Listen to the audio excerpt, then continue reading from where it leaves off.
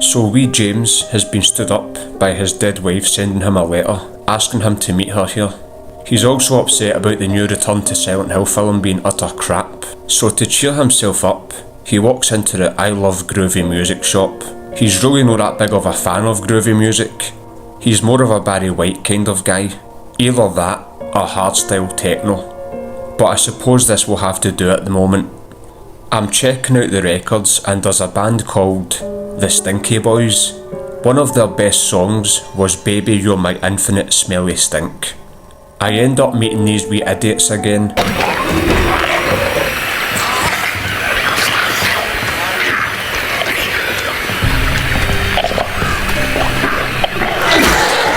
I ruin one of their faces with my massive plank. That doesn't sound right at all. The wee prick managed to give me a swift Glasgow kiss right before it died, and that made me feel really embarrassed. So I injected myself with a man the fuck up syringe and got a wee game of tig with the other one.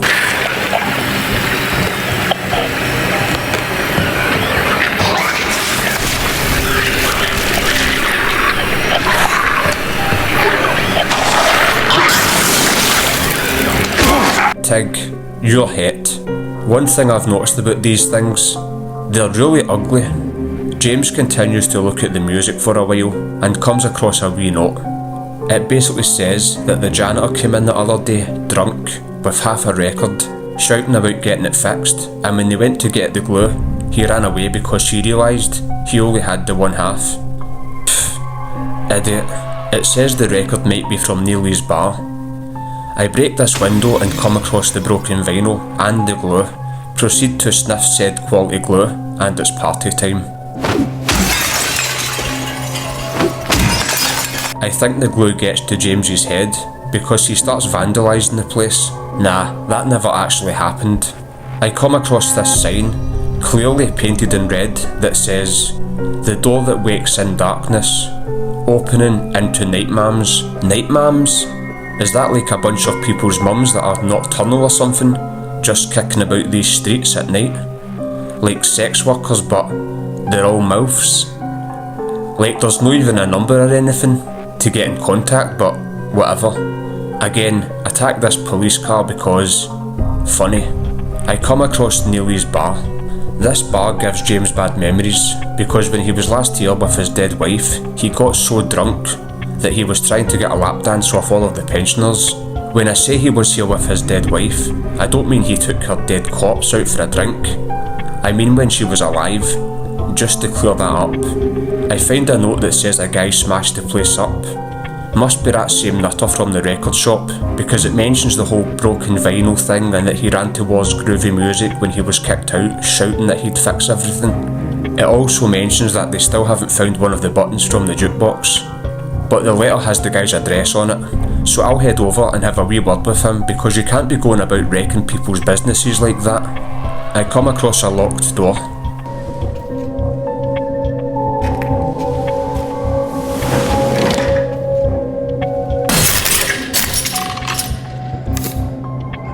So I glue the record together, but I can't play it because I don't have a coin, because everyone uses card these days. So I'm off looking for a stupid coin and find it in this cafe. Then I murdered 3 of these things to death. I want to interrupt this video to let you know that I don't have a sponsor. Back to the video. I'm having a wee look at this menu. I could actually go some French toast and some pancakes. The grilled chicken does sound nice, mind you. Oh, cheese and bacon as well. Tomato soup. No thanks. Mind you, I'm that hungry I could eat one of those things at this point. Right, so back to Neely's bar, but I can't play the record because of the stupid missing button. Typical. So now I need to find this button. That guy who went mental must have it. Good thing I have his address. I'll go over and ask him for the button back, like, mate, give me the jukebox button and nobody gets hurt. Either that or James will need to get in contact with his dealer and see if they do spare button drop-offs. So I head towards the Saul Street apartments on Saul Street. But just before that, I see a bit of paper on the ground that says these hideous things I've been killing are attracted to light and loud sounds, so stay quiet and stay in the dark. Then another bit of paper that says they can be killed, but just make sure they stay down. That's really lucky those wee bits of paper didn't blow away, Or I would be walking up to them trying to be their best mate, inviting them to Neely's bar for a few pints with the lads. So in the apartments block, I found an apartment key to use in another apartment. The apartment key was for the apartment number 5. Within this apartment, there's a note talking about a leak coming from upstairs. There's always that one neighbour that ruins it for everyone. Mind you, that drunk janitor that smashed up the jukebox stays in this building. He's probably pissed the bed. I use the key to open the door to apartment number 5, and it's 9:10. Like the video if it's 9:10 whilst you're watching this. Like the video anyway. This place could be doing with a clean, to be honest. A quick jobby it's had. Who knows when James will get another chance. I squeeze through this hatch. Nice wee hatch. Out the window and up the stairs. These stairs seem a bit dodgy, and as soon as wee James climbs through the window, this happens.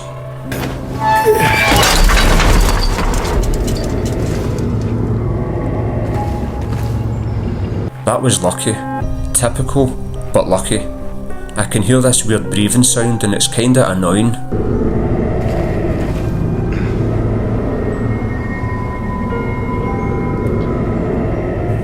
It's probably that guy from the bar, lying passed out. I hate loud breathing. James doesn't even have any earplugs on him. I think I'm actually in his apartment right now because of this wee note.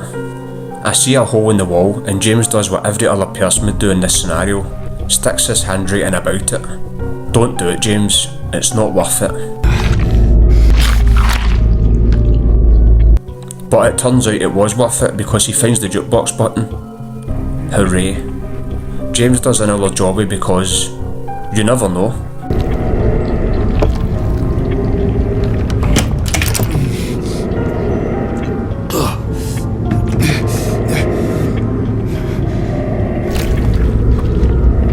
Right, James must not be wiping his arse properly. Look at the state of the hands. Filthy wee man. I make my way up to the roof, then nearly kill myself. James is considering having a smoke, but he doesn't have any. He's about to smoke one of these doughts from this ashtray, but he's not got a lighter. It's just not his day today. So back to the pub, put the broken button on, and I do the unthinkable. I press it.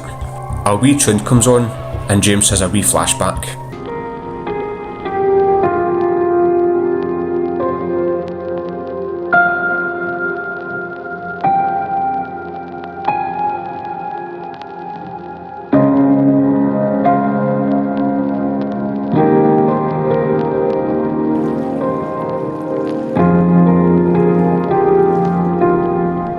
Park on the lake. Spent the whole day there.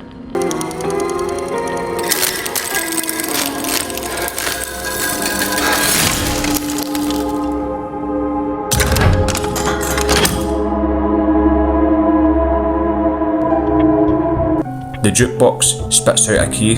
I'm happy but I'm sad knowing that jukebox has a low life expectancy. Key in door. Door opens because of key. Turns out that guy came back, but the staff wouldn't let him drive his car in the condition he was in. It says his car's outside.